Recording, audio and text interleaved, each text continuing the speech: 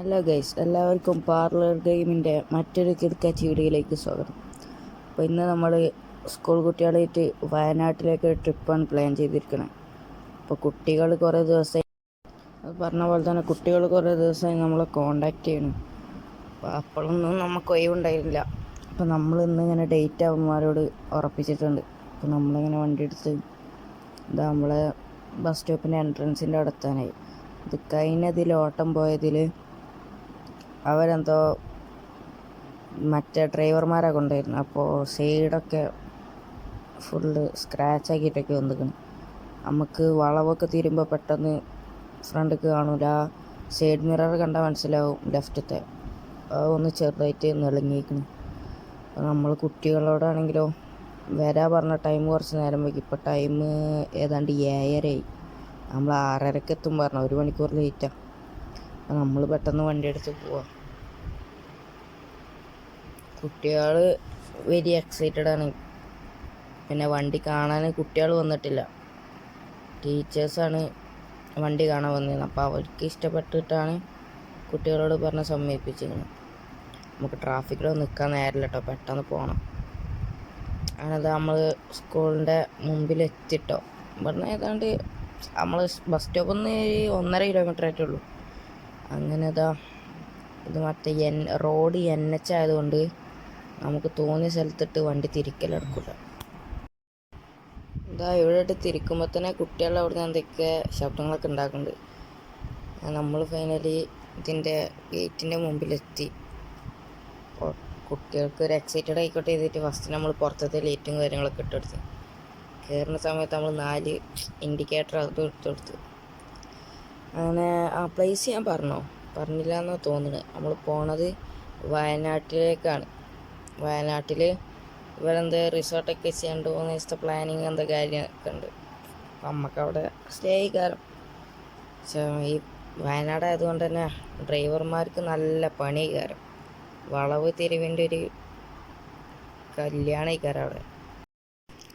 അങ്ങനെ കുട്ടികളൊക്കെ വണ്ടി കയറി. വണ്ടി എടുത്ത് നമ്മൾ ഡ്രൈവർ ഞാനായതുകൊണ്ട് തന്നെ ഈ വയനാട് എന്നൊക്കെ പറയുമ്പോൾ ഞാൻ നേരത്തെ പറഞ്ഞ മാതിരി ഫുള്ള് വളവാണ്. വണ്ടി ഒന്ന് സ്ക്രാച്ച് ആയാലും പോലും ആരെയും ഒന്നും പറയാൻ പറ്റില്ല, ഡ്രൈവർ ഞാൻ കൊണ്ട്. അങ്ങനെ നമ്മൾ വണ്ടി എടുത്തു. പോയിക്കൊണ്ടിരിക്കുകയാണ്. കുട്ടികൾ ഇപ്പോൾ തന്നെ എന്തൊക്കെയോ ഉള്ളിൽ നിന്ന് ശബ്ദങ്ങളൊക്കെ ഉണ്ടാക്കുന്നുണ്ട്, പാട്ടിടുന്നൊക്കെ പറഞ്ഞിട്ടുണ്ട്. അപ്പോൾ ടീച്ചേഴ്സ് ആദ്യം എന്തൊക്കെ അതിനുള്ള ഇൻഫർമേഷൻ കാര്യങ്ങളും എന്തൊക്കെ ട്രിപ്പല്ല ഒരു ടൂറായ നിലക്ക് ടീച്ചേഴ്സ് എന്തൊക്കെ കുട്ടികളോട് പറയുന്നുണ്ട്. അങ്ങനെ ഇപ്പോൾ ഇന്നലെ കൊണ്ടുപോയി അവർ ഡ്രൈവർമാരെടുപ്പിച്ചതിലാണ് ഇപ്പോൾ നമ്മളെ വണ്ടിയിൽ 96% ഹെൽത്തുള്ളൂ. എങ്ങനെയും വണ്ടി തിരിച്ച് വയനാട്ടിൽ നിന്ന് വരുമ്പോൾ ഇതേപോലെ 96 ആയാൽ മതിയായിരുന്നു. അങ്ങനെ നമുക്ക് ട്രാഫിക്കിൽ നിൽക്കാൻ ടൈമില്ല കേട്ടോ. അതായത് ഇപ്പോഴേക്ക് എന്താ വൈകുന്നേരം ഇപ്പോൾ ആകുമ്പോഴത്തേന് വയനാട് എത്തണം എന്നാലുള്ളൂ അവരെ പ്ലാനിങ് ഒക്കെ നടക്കുക. അപ്പോൾ അതിനു വേണ്ടി നമ്മൾ പരമാവധി സ്പീഡിൽ 100-110 പിടിക്കണം എന്നുണ്ട്. അങ്ങനെ ഈ ചില ഡ്രൈവർമാർക്ക് ഇങ്ങനെ പ്രശ്നമുണ്ട്. നമ്മളെ എമർജൻസി പോവുകയാണെങ്കിലും എത്ര ഹോൺ അടിച്ചിട്ടും കാര്യമില്ല, അവന്മാർ മാറിത്തില്ല. അങ്ങനെ നമ്മൾ പോയി ഏതാണ്ട് എത്താനായിട്ടോ. അതായത് നമ്മൾ ചുരം എത്താനായി.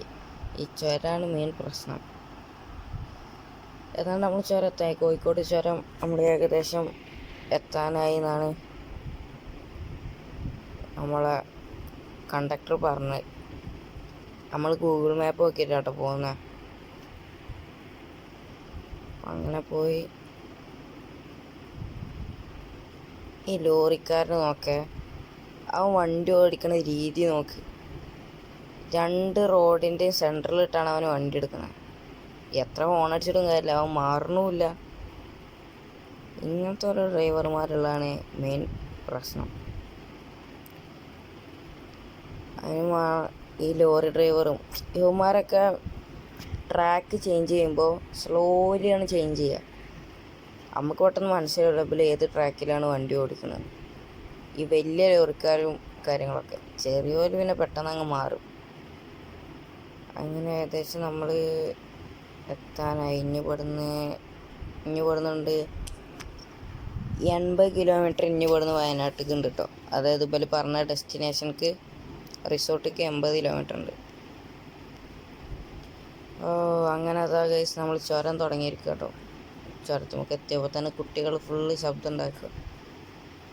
ഈ ചുരം ഡ്രൈവർമാരൊരു പേടി സ്വപ്നം കേട്ടോ. കാരണം ഈ ചുരം പറയുന്നത് നമുക്ക് പെട്ടെന്ന്, ഞാൻ പറഞ്ഞ ആക്സിഡൻ്റ് ആയതുകൊണ്ട് തന്നെ വണ്ടി ഇങ്ങനെ നെളുങ്ങിയിരിക്കണ്. അതുകൊണ്ട് നമുക്ക് പെട്ടെന്ന് എക്സ്പെക്റ്റ് ചെയ്യാൻ കഴിയില്ല എവിടുന്ന വണ്ടി വരികയാണ്. അങ്ങനെ ഒരു ഇതാണ്. അങ്ങനെ നമ്മൾ ടോൾ ഗേറ്റ് കടന്ന് അങ്ങനെ പോയിക്കൊണ്ടിരിക്കുക. ഈ ബസ്സാരം കാട്ടി നോക്കിയേ, ഇത്രയും നേരം നമ്മൾ വന്നത് 1 വേയിലായിരുന്നു. ഇപ്പോൾ പെട്ടെന്ന് 2 വേ ആയപ്പോൾ അവൻ ഒട്ടെടുക്കല്. ബാക്കിൽ വണ്ടി ഉണ്ടോ എന്നവൻ നോക്കിയില്ല.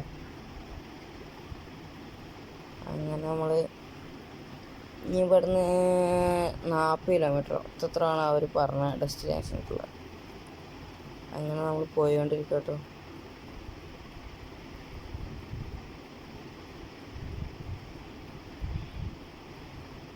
അങ്ങനെ ഇവിടെ ഒരു കാര്യമുണ്ട് കേട്ടോ, നിങ്ങൾ ശ്രദ്ധിച്ച് നോക്കണേ. ഇവിടെ കുറച്ചപ്പുറത്തേക്ക് എത്തിയിട്ടൊരു കാര്യമുണ്ട്, ഞാൻ പറഞ്ഞുതരാം. ആ ബസ്സുകാരൻ കാട്ടണ ശ്രദ്ധിക്കണേ.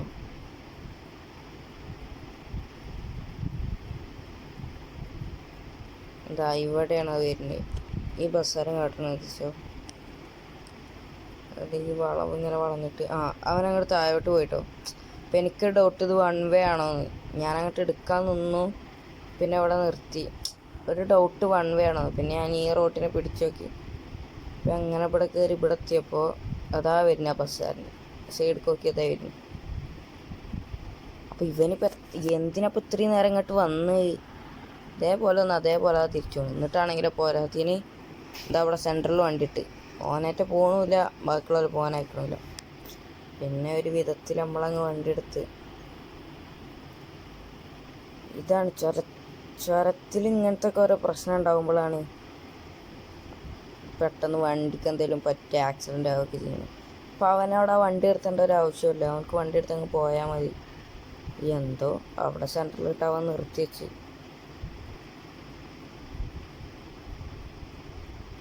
ഈ സൈഡിലുള്ള ആ മല എനിക്ക് നല്ല ഇഷ്ടമായിട്ട്. ഈ വയനാട്ടിലേക്ക് ട്രിപ്പ് വരുമ്പോൾ ഈ ഡ്രൈവർ ഞാനാണെന്ന് ഞാൻ ഞാൻ വാങ്ങലാണ് ഡ്രൈവർ ഞാനാകാറുണ്ട്. കാരണം എനിക്ക് മെയിൻ ഇഷ്ടം അതാ, 2 സൈഡും കാട്, അതിൻ്റെ ഇടയിൽ കൂടെ വണ്ടി ഓട്ട് പറഞ്ഞാൽ സംഭവം വണ്ടി ഓട്ടണൊരിത് വേണം, എന്നാലും അതിൻ്റെ ഉള്ളിൽ കൂടെ ഓട്ട് പറഞ്ഞാൽ അതിൻ്റെ അടുത്ത് തന്നെ. അങ്ങനെ നമ്മൾ എത്തിട്ടോ. എന്താ അവരൊക്കെ ഇതാ അവിടെ ഇറങ്ങണം. അങ്ങനെ നമ്മൾ മൊത്തം 85 കിലോമീറ്റർ ആട്ടുന്ന ഓടിയ വണ്ടി ഫുള്ള് പൊടിയേറ്റങ്ങ് കുളിച്ചിരിക്കണം. അങ്ങനെ അതാ 3 ദിവസത്തിന് ശേഷം അവർ തിരിച്ച് വണ്ടി കയറിട്ടോ. ഇനി തിരിച്ച് നാട്ടിലേക്ക്. കുട്ടികളെ എല്ലാവരും വലിയ എക്സൈറ്റഡ് ഒന്നുമല്ല. ഇനി വണ്ടി തിരിക്കണത് ഭയങ്കര പ്രശ്നം. അതായത് ഈ ചെറിയ സ്ഥലത്തിട്ട് വണ്ടി തിരിച്ചറിയുമ്പോൾ നമുക്ക് ബാക്കറ്റെ കാണൂല, പിന്നെ നമ്മളത് തിരിഞ്ഞ് നോക്കിയിട്ടൊക്കെ എടുക്കണം. അങ്ങനെ നമ്മൾ ഫൈനലി ഇതാ റോട്ടിലെത്തിയിരിക്കുകയാണ്. നമുക്ക് പെട്ടെന്ന് അർജൻറ്റ് ഉണ്ട് കേട്ടോ. അതായത് ഇന്ന് രാത്രി തന്നെ, ഇപ്പോൾ ടൈം ഏതാണ്ട് രാത്രി 7:30 8 മണി ആകാനായി. ഇനി അവിടെ എത്തുമ്പോഴത്തേന് എന്തായാലും ഒരു 10 മണിയാവും. നമുക്ക് നാളെ അതിരാവിലെ അതൊരു 5 മണിക്ക് വേറൊരു ഓട്ടം പോകാണ്ട്, വേറെ ട്രിപ്പ് ഉണ്ട്. ആ ട്രിപ്പ് വരുന്നത് എറണാകുളത്തേക്കാണ് പറഞ്ഞു. അപ്പോൾ പെട്ടെന്ന് ഇനിയിപ്പോൾ റെസ്റ്റ് എടുക്കാൻ ടൈം പറ്റിയിട്ടില്ല. നാളെ ഡ്രൈവിങ് ഭയങ്കര ബുദ്ധിമുട്ടായിരിക്കും. അപ്പോൾ അതിൻ്റെ ഇതിൽ നമ്മൾ പെട്ടെന്ന് പോകുന്നുണ്ട്. എന്തൊക്കെയാകണ് എന്താ ഒന്നും അറിയില്ല. അത് ഇപ്പോഴത്തെ മെയിൻ ലക്ഷ്യം പോലെ പെട്ടെന്ന് പെരീക്കെത്തുക, സേഫായി ഡ്രൈവ് ചെയ്യണം, അത് വേറെ. പ്ലസ് എങ്ങനെയും സ്പീഡ് പോയി പെട്ടെന്ന് പെരീക്കെത്താൻ നോക്കുക. അത് നാളെ സുബൈക്ക് പോകാനുള്ളതല്ലേ. അങ്ങനത്തെ നമ്മൾ മറ്റേ സ്ഥലത്ത് എത്തിയിട്ടോ. 1 വേ ഞാനിട്ട് 1 വേ ആണ്. അതുകൊണ്ട് നമുക്ക് നമ്മളെ 2 സൈഡ് വിട്ട് നമുക്ക് ഓട്ടാം. മറ്റേത് അങ്ങനെയല്ലല്ലോ. ഇവിടെ 1 വേ. ഞാൻ തെറ്റി തിരിച്ച് പോകണ്ട കേട്ടോ, എന്താ റോങ് സൈഡൊക്കെ വണ്ടി ഓട്ടണമെന്ന്. നമ്മൾ മെയിൻ റോട്ടിലേക്ക് എത്തി. ഒരു ക്രിസ്ത്യാനാണ് പോകുന്നത് സൈഡിൽ. നമ്മളിങ്ങനെ പെട്ടെന്ന് എത്താന്നുള്ള അർജൻറ്റിലാട്ടോ പോകുന്നത്. അതിൻ്റെ ഇടക്കാണ് ഇവന്മാർ മുമ്പിലൊന്ന് ഒന്നെങ്കിൽ സൈഡ് ഏരിയ അതില്ല ഈ ലോറിക്കാരന്, പിന്നെ വളവായിപ്പോയി. അങ്ങനെ അതൊക്കെ കഴിഞ്ഞ് നമ്മൾ ഇവിടെ ടൗണിലെത്തിട്ടോ. ടൗണിലെത്തി നമുക്ക് പെട്ടെന്ന് കുട്ടികളെ ഇറക്കിയിട്ട് വേണം നമുക്ക് പെട്ടെന്ന് വീട്ടിലേക്ക് പോകാൻ. പെട്ടെന്ന് ഇറക്കാൻ പോകണ തിരക്കിൽ കുട്ടികളാരും വലിയ എക്സൈറ്റഡ്. മറ്റേ ഇവിടുന്ന് പോകുന്ന സമയം പറഞ്ഞാൽ ഭയങ്കര ഒച്ചയും പൊളിയും പാട്ടും കാര്യങ്ങളൊക്കെ ആയിട്ട് അങ്ങനെയായിരുന്നു. ഇപ്പോൾ ആരൊന്നും മിണ്ടണമില്ല, എല്ലാവർക്കും നല്ല ക്ഷീണമുണ്ട്. നമ്മൾ എത്താനായിട്ട് ഇനി ഇവിടുന്ന് ഏതാണ്ട് 500 മീറ്ററും കൂടി ഉള്ളൂ സ്കൂൾക്ക്. കുട്ടികളെ പെട്ടെന്ന് ഇറക്കിയിട്ട് വേണം നമുക്ക് വീട്ടിൽ പോകാൻ. നാളെ ഇനിയിപ്പോൾ രാവിലെ പോകുമ്പോൾ ഡ്രൈവർ ആരാന്നൊന്നും തീരുമാനിച്ചിട്ടില്ല. അതിൻ്റെ ഇടയ്ക്കാണ് ഇത് സംഭവിച്ചത്. അതായത് ലൊക്കേഷൻ ചെറുതായിട്ടും തെറ്റി, വണ്ടീൻ്റെ ഫ്രണ്ടൊന്ന് ഇടിച്ച്. ഞാൻ ഈ വീടിൻ്റെ തുടക്കത്തിൽ പറഞ്ഞിരുന്നു, കഴിഞ്ഞ ട്രിപ്പ് പോയ ഡ്രൈവർമാർ എവിടെയോ കൊണ്ടുപോയി കുത്തിച്ചിട്ട് 96 ശതമാനം ലൈഫ്. അത് തപ്പ് എൻ്റെ ചെറുതായിട്ടും തട്ടി 94. അശ്രദ്ധയാണ്. ഞാനത് പെട്ടെന്ന് വീട്ടിലേക്ക് എത്തുകയെന്നുള്ളതിലായതുകൊണ്ടാണ് അങ്ങനെ.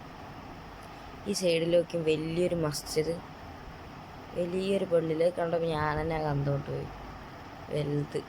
പിന്നെ ഓവർ നേരം ഞാൻ നിന്നില്ല. നമുക്ക് പെട്ടെന്ന് സ്കൂൾക്ക് എത്തണതുകൊണ്ട് തന്നെ പെട്ടെന്ന് വണ്ടി എടുത്തിട്ടോ. അതിൻ്റെ ഇടയ്ക്കാണെങ്കിലോ ഡ്രൈവർ ഓരോ കാട്ടിക്കൂട്ടൽ അതൊന്ന് കണ്ടു നോക്കി. അവന് വണ്ടിയിൽ നിന്ന് ഇറങ്ങിയിട്ട് എന്താ കാട്ടണ്, അത് അവന് സംഭവം അവന് ഈ പുറത്തേ നോക്ക് വണ്ടി നോക്കി കളി ഫുള്ള് ചളിയും. അപ്പോൾ കഴിഞ്ഞിട്ടൊന്ന് വാഷ് ചെയ്യണം. നമ്മൾ രാത്രി തന്നെ വണ്ടി വാഷ് ചെയ്യണം, നാളെ പോകാനുള്ളത്. പിന്നെ ഡ്രൈവർ സ്കില്ലനുസരിച്ച് എന്നോട് കഴിയണ രീതിക്കൊക്കെ അവന് ഡാൻസ് കളിച്ച് വണ്ടിൻ്റെ ചളി നോക്കി പെട്ടെന്ന് കുട്ടികളെ ഇറക്കിയിട്ട് അപ്പോൾ നേരെ ഇനി വാഷ് ചെയ്യാൻ. അങ്ങനെ വണ്ടി എടുത്ത് നമ്മൾ ഏകദേശം എത്താനായിട്ടോ. അവിടെ എത്താനായി, സ്കൂളിൽ എത്താനായിക്കണം. അപ്പോഴത്തേക്കും ടീച്ചേഴ്സൊക്കെ എന്തൊക്കെയോ വിളിച്ചായിരുന്നു, സ്കൂളിൽ എത്താനായി എല്ലാവരും എഴുന്നേക്കുന്നൊക്കെ പറഞ്ഞു. അതൊക്കെ കാണുമ്പോൾ എനിക്ക് സ്കൂളിൽ നിന്ന് ട്രിപ്പ് പോയതൊക്കെ ഓർമ്മയിരുന്നു. അങ്ങനെ അതാ കുട്ടികൾ എത്താനായി, കുറച്ചും കൂടി. എന്താ കേസ് എത്തിട്ടോ. ഇനിയിപ്പോൾ പെട്ടെന്ന് പോകാല്ലാതെ വേറെ നിർവാഹമില്ല.